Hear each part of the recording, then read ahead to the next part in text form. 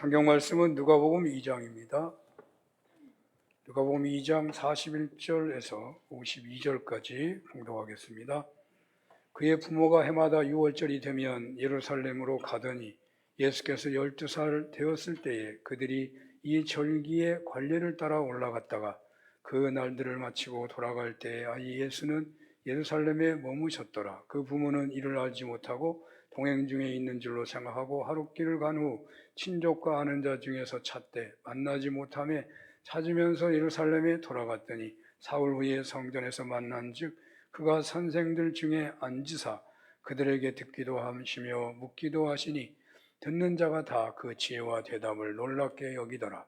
그의 부모가 보고 놀라며 그의 어머니는 이르되 아이야 어찌하여 우리에게 이렇게 하였느냐. 보라 내 아버지와 내가 근심하여 너를 찾았노라.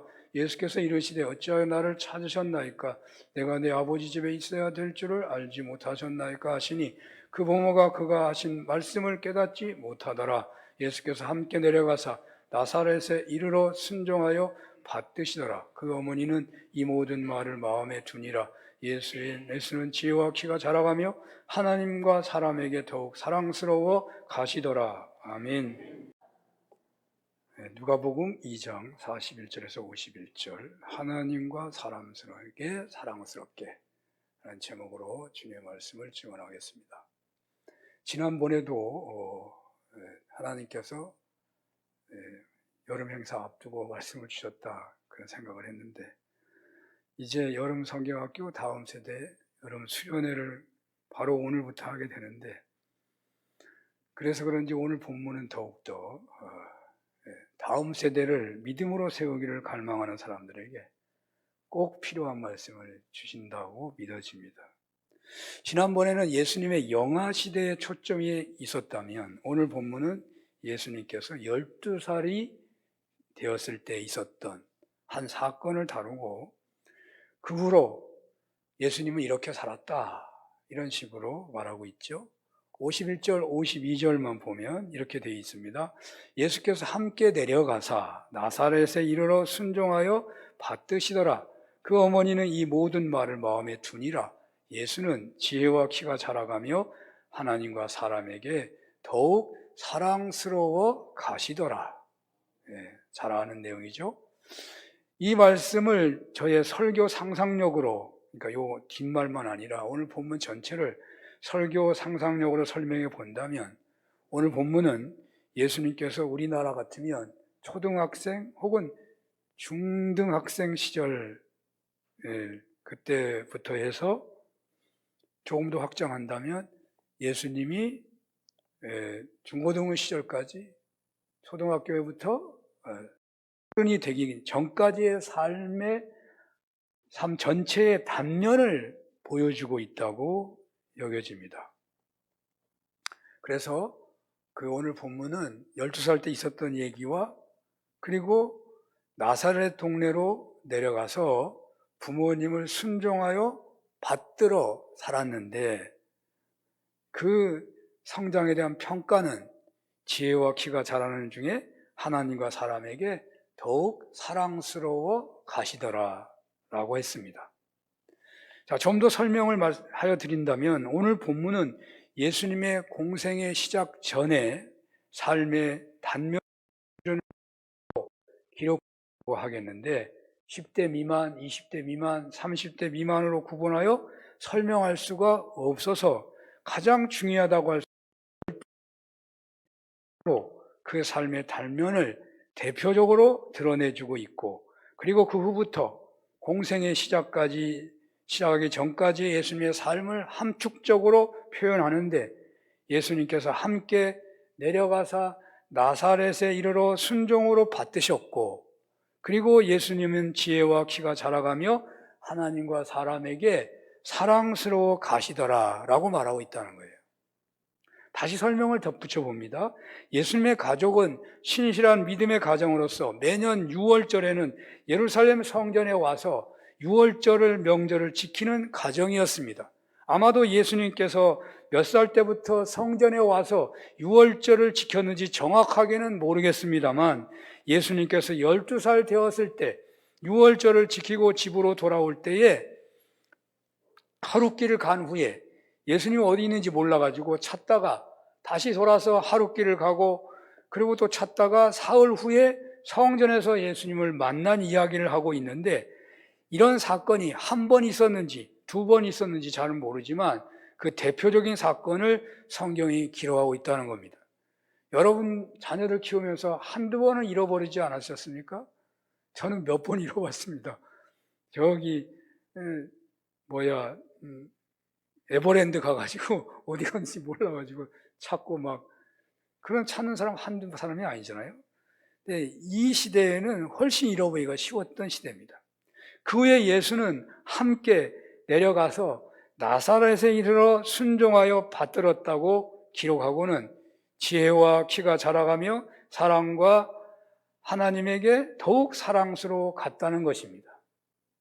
자, 이것이 예수님의 어린 시절부터 공생의 시작까지의 이야기를 함축적으로 말하고 있으니까 그 모든 것에 대한 단면이 되게 될 수 있고, 그 예수님의 삶에 대해서 평가하기를 지혜와 키가 자라매 하나님과 사람에게 사랑스러워 가시더라, 이렇게 말하고 있습니다. 자, 어머니 마리아는요, 사건이 벌어졌을 때 아이야 어찌하여 우리에게 이렇게 하였느냐, 내 아버지야 내가 근심하여 너를 찾았노라 하는 말을 하자 예수님이 어찌하여 나를 찾나이까, 내가 내 아버지 집에 있어야 될 줄을 알지 못하였나이까 라고 말하자, 예수님 부모들은 그 말이 무슨 말인지 깨닫지 못했다, 그렇게 말하고 있는데, 바로 예수님이 함께 나사렛에 와서 순종으로 받들었다라고 기록하고 있는 내용이 있어요. 좀 특이하죠? 개역 성경에는요, 한 가지로 내려가서 나사렛에서 부모님을 순종하고 받들었다, 그렇게 말하고 있어요. 이것을 마리아가 마음에 두었다고 말하고 있는데, 마리아가 마음에 두었다고 하는 것은 한두 가지가 아닙니다. 마국간에서 태어났을 때 목동들의 경배 사건, 그 사건에 목동들이 한 말을 마음에 두었고, 천사들의 찬양도, 그리고 시므온과 안나의 예수님 경배와 그들이 말하는 내용도 마음에 두었다고 말하고 있거든요. 그러니까 마리아는 오늘 본문에서 그 모든 것의 결론과 같은 10살 때의 사건도 마음에 두었다, 바로 이러한 특별한 사건을 마음에 품고서 양육했기에 예수님의 그 시절이 하나님과 사람에게 사랑스러워 가시도록 키가 자라고 지혜가 자라서 성장기를 이렇게 보내게 되었다고 말한다고 할 수 있기 때문에, 바로 이것은 초등학교부터 성인이 되기까지의 예수님의 삶의 대표적인 단면이라고 말할 수 있기 때문에, 그래서 오늘 본문을 자녀를 성인이 되기까지 양육의 책임을 다해야 하는 기독교의 부모 세대들에게, 교회 공동체의 다음 세대를 양육해야 할 사명을 품고 있는 분들에게, 오늘날 다음 세대 절벽의 위기 앞에서 기도하는 사람들에게, 특별히 오늘부터 수련회와 성경학교와 청년의 수련회를 진행해야 하는 우리 사는교회는요, 가장 중요한 말씀 앞에 서게 되었다고 믿는 것입니다. 이렇게나 중요한 말씀을 어떤 방식으로 설교해야 이 시간에 여러분들이 하나님의 말씀을, 설교 말씀을 하나님의 계시로 받아들이고 아멘할 수 있겠는가? 이 질문은 설교를 준비하는 저의 탄식이고 기도 제목입니다마는, 여러분들도 설교 시간에 듣기만 하는 것이 아니라 함께 주어진 본문에서 하나님의 계시를 받는다 하는 자세로 묵상을 하시면서 이 본문을 살피면 좋을 것 같습니다. 이 본문에서 여름 행사 앞에 있는 우리 사는교회 공동체에 하나님의 말씀의 계시는 어떤 것이 되겠습니까? 다음 세대를 주님 뜻 안에서 양육하기를 소원하는 우리들에게 하나님께서는 본문을 통하여 무슨 말씀을 하시는 것이겠습니까? 저의 이런 질문과 함께 성경학교와 수련회의 주제가 있듯이 다음 세대 양육 목표를 저는 먼저 본문에서 찾아봅니다. 그 양육 목표는 지혜와 키가 자라가며 하나님과 사람들에게 더욱 사랑스러워 가시더라 입니다. 그렇습니다. 우리 교회가 여러분들의 자녀들을, 다음 세대를 지혜와 키가 자라가며 하나님과 사람들에게 더욱 사랑스러워 가게 하면 되겠다는 것입니다. 자, 이렇게 본문에서 목표가 정해졌으니 그러면 이제 본문에서 어떻게 예수님께서 이런 은혜가 임하게 되었는지 살피면 될 것 같습니다. 그런데 먼저 우리는요, 우리 자녀들이, 우리의 다음 세대들이 나이를 먹으면서 자라갈 때에 하나님과 사람들에게 더욱 사랑스러워 가는 것이 무엇을 말하는 것인가에 대해 바른 이해가 필요하다고 봅니다. 그 목표만 품고 있으면 최고의 목표가 되는 것이냐, 그 목표를 향해서 가기만 하면 되는 것이냐라는 말입니다. 일단 결론부터 생각해 본다면 예수님의 초등시절, 중등시절, 고등시절, 청년시절, 공생의 직전까지의 시절이 하나님과 사람들에게 사랑스러워 가셨다고 하고 있으니 내용은 설명은 차치하더라도 분명 귀한 것이 확실합니다. 예수님이 이렇게 됐으니까, 예수님이 이렇게 됐다고 말씀하고 있으니까 어린 시절, 중등 시절, 고등 시절, 청년 시절, 공생의 직전까지 하나님과 사람들에게 사랑스러워 가시더라 라고 평가하고 있으니까 이거보다 더 귀한 것은 없다고 봐야겠죠. 자, 여기 지혜와 키가 자라가며의 의미는요, 예수님이기 때문에, 예수님이 특별하게 사셨기 때문에 이렇게 표현했다고 오해하면 안 됩니다. 주석에 보면요, 정상적인 사람은 다 키가 자라는 거고요, 또 지식이 커가고 지혜가 자라게 돼 있는 거예요. 그러니까 예수님만 특별해서 이렇게 말한 게 아니고 모두가 다, 장애가 없는 한 모두가 다 키가 자라고 또 지혜가 자라가는 거예요. 단지 예수님이 다른 것은 하나님과 사람들에게 더욱 사랑스러워 가시더라, 이것이 다른 겁니다. 귀한 것은 분명한 것 같은데 어떤 의미라고 생각이 되십니까? 하나님과 사람에게 사랑스러워 가시더라, 바로 그렇게 성장하시더라, 그것이 무슨 의미가 되는가를 살펴야 하겠습니다. 하나님께 사랑을 받는다는 것인가? 사람들에게 사랑을 받았다는 것인가? 더욱더 크게 점점 더 사랑을 받았다는 말인가? 일단 쉽게 상상하면 그럴 것 같습니다. 근데 조금 생각하면 웬만하면 어린 시절에 사랑을 받는다는 것, 그렇게 귀한 것이 아닐 수도 있지 않을까 생각이 들기도 하고요. 또 당시 시대로 가본다면 당시는 애들을 사람 취급하지 않은 때라 예수님이 하나님에게, 사람들에게 사랑스러워 가신다는 것은 참 예수님이 특별하게 복을 많이 받으셨다, 그런 것을 생각할 수 있겠죠. 그런데 과연 이 정도로 만족할 수 있을까요? 여러분들의 자녀가, 우리 교회 다음 세대가 하나님과 사람들에게 사랑스러워 가시더라 라고 하면 충분하다고 생각이 되십니까? 일단 이 정도면 충분할 것 같기는 해요. 그렇잖아요? 사랑을 받고 자라면, 하나님에게 사랑받고 부모님에게 사랑받고 사람들에게 사랑받고 자라면 그의 성인의 삶은 분명히 훌륭할 수밖에 없지 않겠어요? 아주 위대한 인물이 될 것이 분명하지 않겠어요? 그것으로도 저는 충분할 것 같아요. 그러니까 조금 더 들어가 본다면요, 부정적인 요소를 생각해 보려고 하는 것입니다. 그러니까 하나님의 경우는 우리가 판단하는 게 어려우니까 사람만 생각해 본다면 요즘 어린아이는요, 금이야 오기야 합니다. 한국 교회에서 다음 세대는 다들 금이야 오기야입니다. 이렇게 숫자가 적어서 귀하게 여기는 차원의 사랑스러움은 부족한 면이 있겠죠. 힘 있는 쪽에서 일방적으로 수혜를 베푸는 듯한 사랑스럽게 여기는 것이라는 의미도 숨어 있지 않아요? 그런데 성경에서 말씀하시는 사랑스러워 간다는 원어의 의미는 헬라어 카리스에서 온 말입니다. 카리스. 우리 카리스란 말은 웬만하면 다 아실 거예요. 은혜, 은총으로 번역되는 카리스. 그러니까 사랑스러워 가더라, 이 원어를 조금 섞어가면서 제가 설명을 하면 카리스는 은총, 호의, 기쁨을 뜻하는 것인데요, 은총, 은혜, 호의, 기쁨을 뜻하는데 이 은총이라는 말을 넣어가지고 이 구절을 갖다가 한국말로 이렇게 말해본다면 하나님과 사람 앞에서의 은총이라는 말이에요. 하나님과 사람 앞에서의 은총. 바로 이것을 하나님과 사람에게 더 사랑스러워 가시더라라고 번역이 된 것입니다.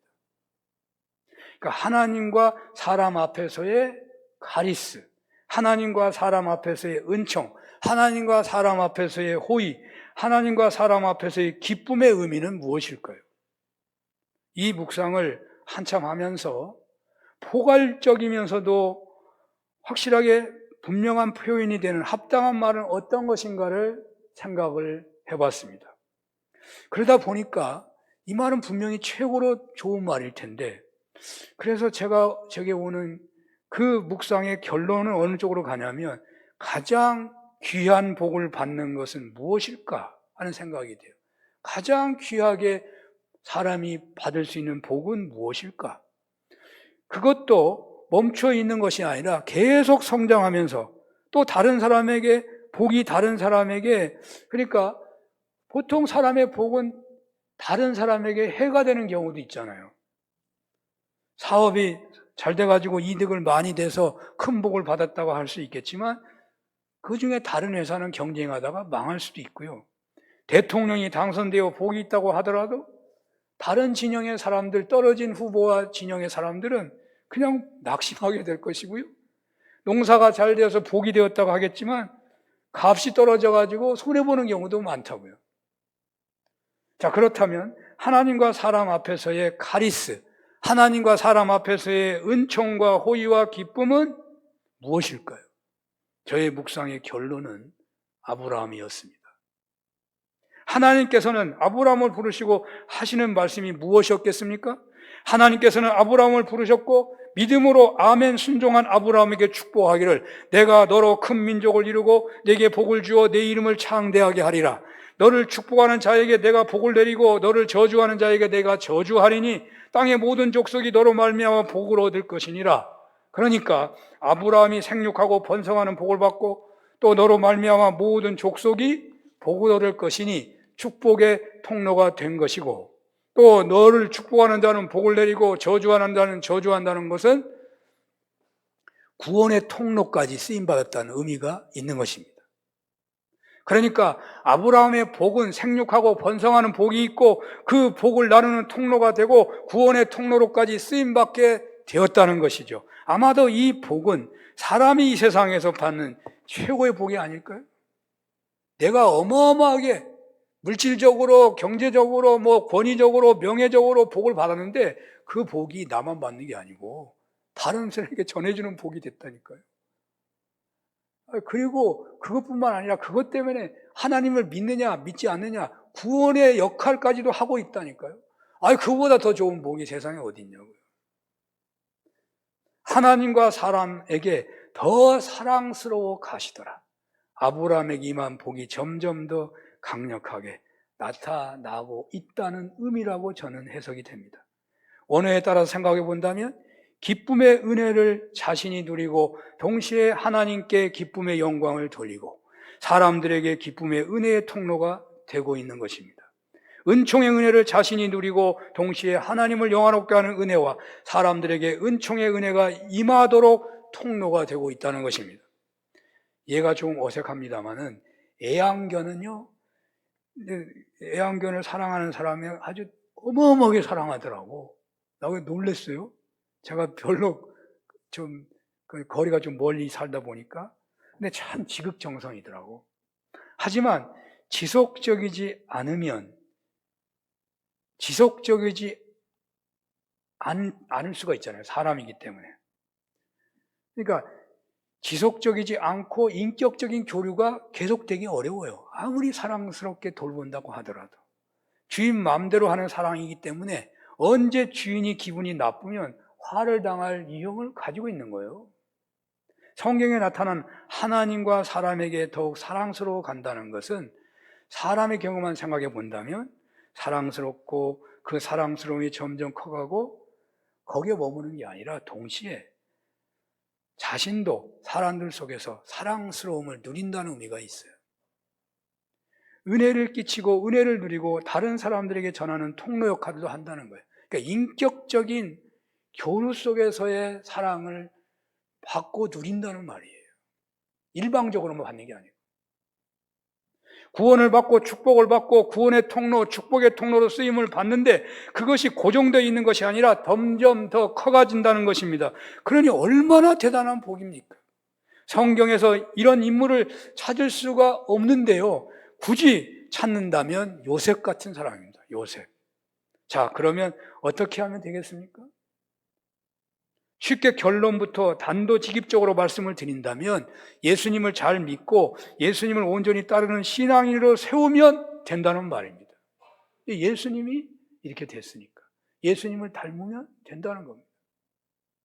제가 이렇게 말씀을 드리면 너무 하찮은 말처럼 생각할 수 있겠지만 너무 싱겁다고 생각할지 모르지만 여기서 분명히 하고 말을 이어가야 할 것 같습니다.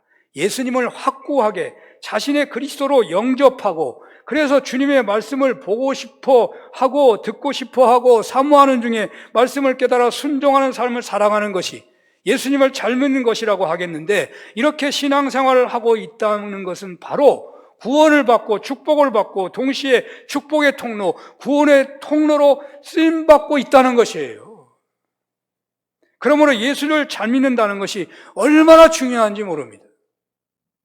최고의 인생을 사는 길은 예수를 잘 믿는 데 있다고 저는 확신합니다. 여러분들이 이 확신이 없다면 이 자리에 있을 이유가 사실 없어요. 어떻게 하면 우리의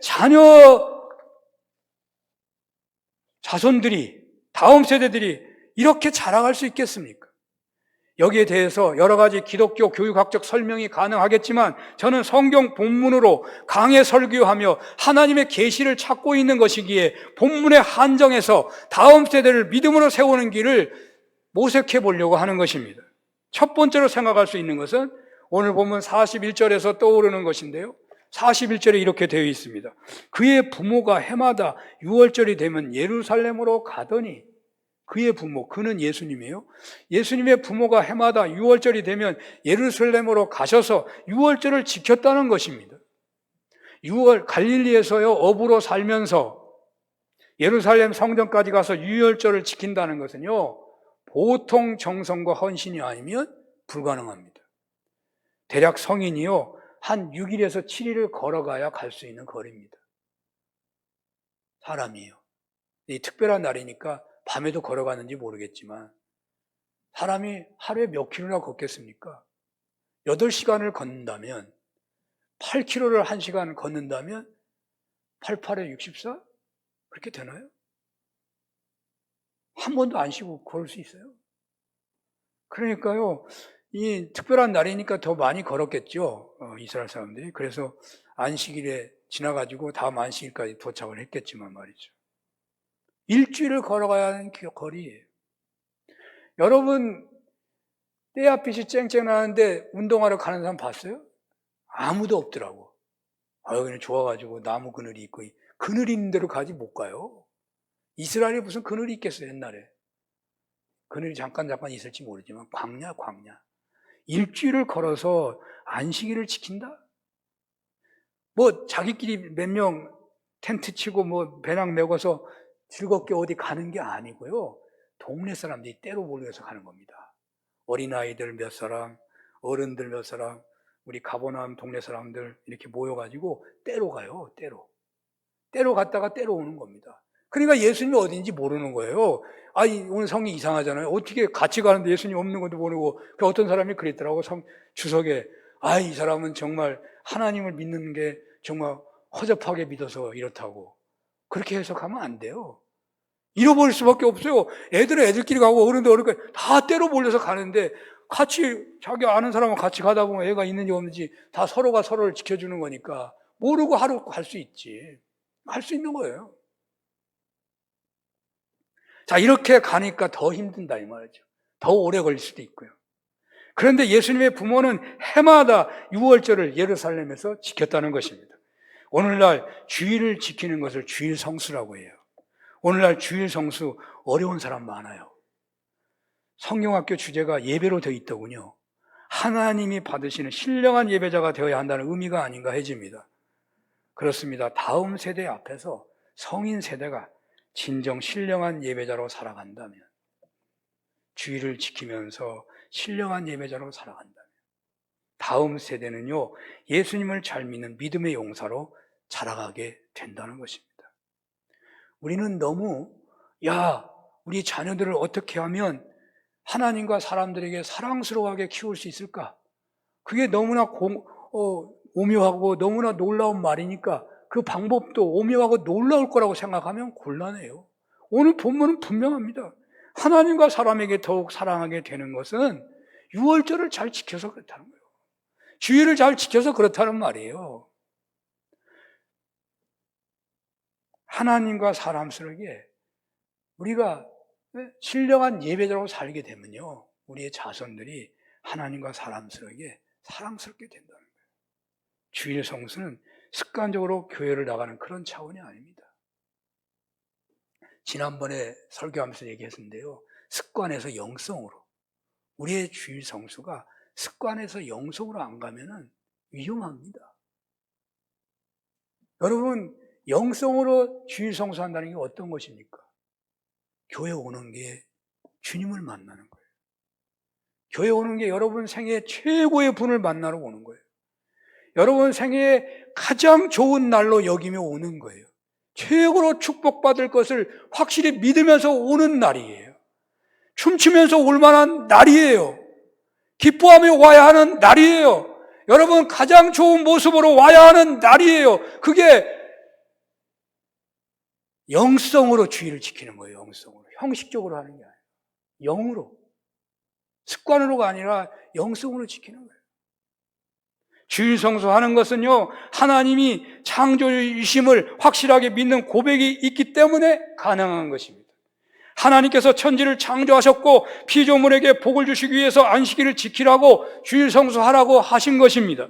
주일 성수하지 않는다는 것은 하나님의 창조주 되심을 믿지 않는 것이고, 심하게 말하면 창조주 하나님을 거부하는 것이고 우상을 숭배하는 자로 떨어졌다는 말이기도 한 것입니다. 그래서 성수라는 이름 아래 지켜야 하는 것입니다. 우상 숭배자가 아니라, 어떤 과학의 숭배자가 아니라, 어떤 세상의 문화를 따라가는 사람이 아니라, 오직 나는 창조주 하나님, 나는 그 하나님의 피조물이기 때문에 나는 주일을 성수한다. 이것이 주일 성수예요. 명령하셨어요. 기분이 좋으면 하고 기분이 안 좋으면 분주하면 하고 편안하면 지키라는 말이 아니에요. 하나님이 창조주라면, 피조물이라고 고백한다면, 하나님이 복주기로 약속한 날 지켜야 하는 것입니다. 또 중요한 의미가 있습니다. 주일은 본래 주님이 부활하신 날입니다. 그런데 이 부활은요, 창조의 완성입니다. 안식일은 하나님의 첫 창조의 완성에 지켰다면, 주일은요, 예수님으로 인해서 창조가 완성됐기 때문에 지키는 날이다, 그 말이에요. 똑같아요. 창조를 믿느냐, 주님의 십자가와 부활을 믿느냐, 그걸 믿는다면 지켜야 한다는 말이에요. 예수님도 나를 기억하고 기념하라고 말씀하셨어요. 예수님의 십자가에 죽으시고 부활하시고 하나님의 우편에 앉아 계시다가 마지막 때 재림하셔서 새하늘과 새 땅을 세우시게 될 것입니다. 바로 그 미래의 새하늘과 새 땅의 징표, 그리고 우리 모든 믿는 사람의 구원의 예표로 예수님이 부활하심으로 하나님의 창조를 완성하신 것입니다. 그러므로 이것을 기억하고 지키라고 하신 말씀 따라서 주일을 지키며 예수님의 십자가 부활을 기억하며 십자가의 은혜로 지난 잘못을 끊고 부활의 은혜 아래 새롭게 한 주를 살아가는 주일 성수를 하게 되는 것이에요. 아마도 주일 성수하지 않는다면 죄 때문에 점점 나쁜 길로 가기 쉬워요. 우리가 주님을 닮아가기를 원한다면 주일 성수하는 길밖에 없어요. 그래야 주님을 닮아갈 수 있는 겁니다. 그러니까 주일 성수는 창조신앙을 믿는 것이고 예수님의 십자가 부활을 믿는 사람이면 지키는 거예요. 지키는 거예요. 그것을 안 믿으면 안 지키니까 뭐예요? 안 믿는다는 건 우상숭배하게 안 지키는 거예요. 결론으로 말하면 안 지키는 건 우상숭배라는 걸 알아야 돼요. 이렇게 신령한 예배자로 살게 된다면 다음 세대를, 자손들을 예수 잘 믿는 신앙인으로 세우는 은혜가 있다고 저는 오늘 본문을 통하여 감히 하나님 우리에게 주시는 계시라고 선포하는 것입니다. 여러분들에게 이런 은혜가 있으시기를 축원합니다. 오늘 본문에서 두 번째로 생각하게 되는 것은 본문에 나오는 12살 예수님이 예루살렘에서 보여주신 행동에서 생각해 보는 것입니다. 여기 예수님은 랍비들과 같이 깊은 이야기를 나누고 있습니다. 어찌 이런 일이 일어날 수 있겠는가? 쉽게 예수님은 사람이지만 동시에 하나님이기 때문에 어렸을 때부터 남달리 이렇게 하셨어 라고 쉽게 해석할 수도 있겠죠. 뭐 그런다고 해서 크게 잘못은 아닐지 모르겠어요. 물론 이런 측면이 전혀 없는 건 아니겠지만 예수님은 온전한 하나님이지만 완전한 인간이셨어요. 누가복음은요, 사실 예수님의 사람으로 태어나심을 분명하게 드러내고 쓰여진 목적으로 기록됐다고 봐야 돼요. 누가복음은요, 영지주의가 판을 치고 있을 때 예수님이 인간으로 오셨다는 것을 확실하게 증거하기 위해서 써진 목적이 있다니까요. 그래서 누가복음에만 어린 시절이 나오고 있는 거예요. 성경에 전혀 없는 어린 시절 이야기를 누가복음을 하고 있다니까요. 여기 12살에 예수님은 오늘날 초등학교 6학년이나 중학교 1학년의 어린 학생이에요. 여러분, 이런 아이가 교회 와가지고 어떻게 행동하겠어요? 얘가 와가지고 교회 성경을 읽고 뭐 기도하고 선생님한테 목사님에 가서 뭐 물어보고 그러겠어요? 요즘 아이들이 그렇게 할 수 있겠어요? 여기 교육 방법도 참 놀래요. 랍비들의 교육 방법.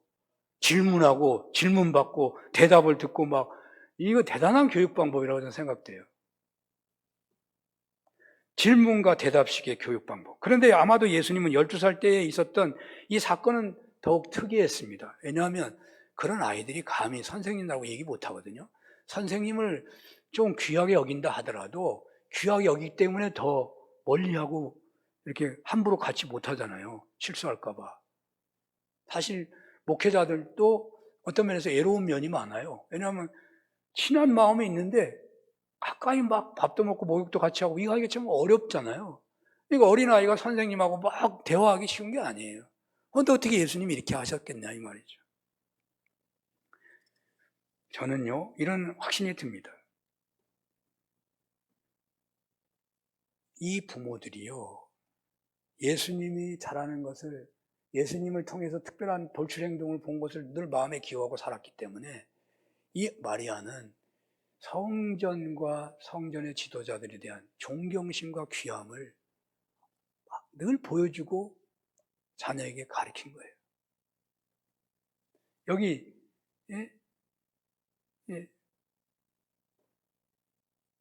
예수님은, 그 어머니는요, 이 어린 예수에게 어렸을 때부터 성전의 소중함과 성전에서 충성하는 사람들, 그 선생님들에 대한 존경심을 그냥 보여주고 그렇게 가르쳤다고 말이에요. 여러분, 대한민국이 부흥할 때가, 대한민국 교회가 부흥할 때가 어땠는지 아십니까? 교회 공동체에서 진실로 그 당시에 존경받는 사람은 목사님과 장로님이셨어요.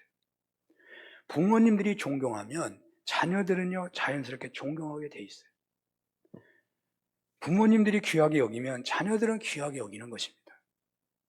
물론 교회 지도자들이 잘못했으니 어찌하냐고 하겠지만, 그래서 악순환이 되어가지고 한국 교회는 망치고 있고 다음 세대 교육은 더욱 힘들어가고 있습니다. 그래서 그 악순환을 끊는 것이 참으로 어려운 것이겠지만, 어떤 측면에서 내가 당했기 때문에 억울한 측면도 있겠지만, 여러분들 오늘부터라도 그 악순환을 끊는 주인공이 되었으면 좋겠습니다. 신앙에 대한 것은, 교회 공동체에 대한 것은, 교회 지도자들에 대한 것은 어떤 경우에도 부정적인 이야기는 결단코 내 입술에서 품지 않으리라. 여러분들에게 이런 결단이 있으시기를 바랍니다. 마지막으로 다음 세대를 예수 잘 믿고 예수님 잘 따르는, 구원을 받되 풍성히 받으며 축복을 받되 차고 넘치게 받아 구원과 축복의 통로로 쓰임받는 그런 자손으로 다음 세대를 키우고자 한다면 오늘 본문에 주시는 하나님의 계시는 무엇일까? 51절에 있는 그 어머니는 이 모든 말을 마음에 두셨다라는 말에서 저는 찾고 싶어요. 잠깐 앞에서 언급했지만요, 마리아는 예수님의 돌출 행동에 꾸짖기보다는 그 행동을 마음에 두었다는 것입니다. 예수님의 행동은 감히 어른들도 할 수 없는 행동이라고 봐야 하거든요. 보통 부모 같으면 크게 야단을 쳤을 것이에요. 심하게 경고도 했을 거예요. 근데 그 선생님들이 그러면 혼을 내야지 선생님들은 왜 그렇게 했을까? 제가요, 목회자인데 어린 아이들이 지금은 달라요. 지금은 그냥 뭣도 모르고 다가오지만 옛날에는 잘 안 왔거든요. 근데 그때도 막 웃으면서 방방방 다가오면 되게 좋아요. 저는 제가 뭐 군 얘기를 자꾸만 하는데 부대에서도 별자리가 오면 다 도망갑니다. 아니, 뭐 잘못하면 걸릴 것 같고, 뭐 그냥 다 도망가요. 괜히 불편해. 그래서 나는 제가 거짓말이 아니고 별자리가 온다면 찾아가고 상관이 오면 찾아가서 인사하러 갔어요. 아유, 연대장이 전방 오면 제가 다들 도망가는데 저는 앞에 가서 인사하러 가. 그러면 얼마나 좋아하는지 몰라요. 저는 사단장이 명령을 내려가지고 이 사람 상을 주라고 하는 그런 상을 받은 사람이에요. 연대장이 얼마나 저를 귀하게 여겼는지 몰라요. 그분이 별을 달고서 저하고 편지를 주고받았어요. 7사단장일 때 저 편지가 오고 갔어요. 그러니까 그렇게 친하게 이렇게 예수님이, 그러니까 그 선생님들도 너무 감동이 돼가지고 친해졌다고 그런 거죠. 근데 어머니가 마음에 두고서 이 아이를 그렇게 돌출 행동까지도 마음에 두고서 양육을 했다는 것이죠.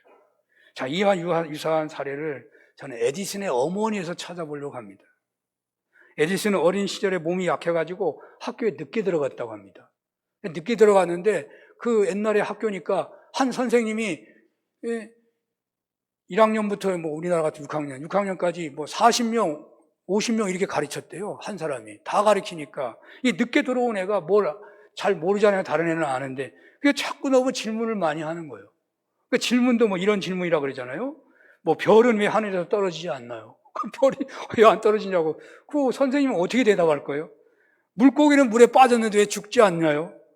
알에서 어떻게 병아리가 나오나요? 그거 어떻게 설명할 방법이 뭐 선생님 어떻게 하겠어요? 근데 이거 야 너 그만해. 그만하라고 했는데도 계속 질문을 하니까 선생님이요. 아 얘가 지금 좀 문제가 있구나. 그래서 전응아 판정을 내려가지고 3개월 만에 퇴학을 당했잖아요. 에디슨이. 그 퇴학당한 에디슨을 어머니는 에디슨의 잠재 능력을 보고서 호기심과 탐구심이 남다른 것을 알고 있었기 때문에 격려하고 너는 할 수 있다. 용기를 북돋워 주어서 그 아이의 돌출 행동을 마음에 품고서 양육했기 때문에 긍정적으로 보고 지지해 주었기 때문에 에디슨의 어머니 낸시 여사는 아마 오늘 본문의 마리아를 본받은 것이 아닌가 그런 생각이 들더라고요. 하나님을 믿는 사람들은 다 귀한 자녀이고 귀한 다음 세대입니다. 하나님의 자녀가 아니라 사람의 자녀가 아니라 하나님의 자녀잖아요. 주님께서는 5달란트, 2달란트, 1달란트씩 주었다고 했는데요. 이거 잘못 해석하면 많이 주고 조금 줬기 때문에 조금 줘가지고 묻어놨다고 생각할지 몰라요. 이거 조금 준 게 아니에요. 1달란트도 어마어마한 거예요. 어마어마한 거예요. 그 정도 재능이 만약에 있다면 그 사람이 성실하게 살면, 노력하고 살면 판검사 될 수 있고 세계 최고의 지도자 될 수 있어요. 묻어두니까 문제지, 비교해가지고. 돌출 행동이라고 하더라도 마음에 두면서 관찰하고 격려하고 그에 합당하게 섬기며 양육한다면, 혹 장애가 있다고 하더라도 그 장애 때문에 다른 분야에 더욱 뛰어난 인재로 세워지게 되는 것입니다. 하나님 앞에서 가능성이 없는 자녀나 다음 세대는 한 사람도 없는 겁니다. 마음에 두고 기도해주고 그 다음 세대, 그 자녀에게 가장 합당한 양육의 방법을 찾아 섬긴다면 여러분들의 자녀는 우리 교회 공동체, 다음 세대는 분명 우리 공동체의 다음 세대는 분명 하나님과 사람들에게 더욱 사랑스러워지는 과정에서 성장하게 돼요. 생명을 얻고 더욱 풍성히 얻으며 축복을 받되 더욱 풍성히 받으며 동시에 복의 통로가 되는 은혜를 누리게 되는 것입니다. 이런 은혜가 있으시기를 축원합니다. 기도하겠습니다. 하나님, 사는교회 자녀를 하나님과 사람들에게 사랑스럽게 양육하기를 원합니다. 저희들을 그렇게 쓰임받게 하소서. 예수님 이름으로 기도합니다. 아멘.